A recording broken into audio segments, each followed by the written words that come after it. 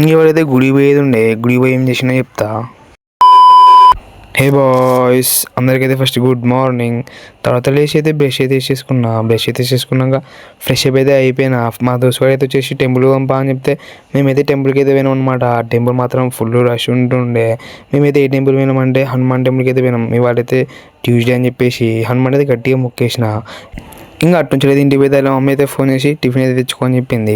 ఇక అటు నుంచి చక్కగా టిఫిన్ సెంటర్కి అయితే కొట్టేసిన అనమాట. టిఫిన్ సెంటర్ నుంచి ఇంటికి రాగానే మా వాడైతే చెరుకు అయితే ప్రిపేర్ చేస్తాడు. చెరుకు ఇరిగిందంట.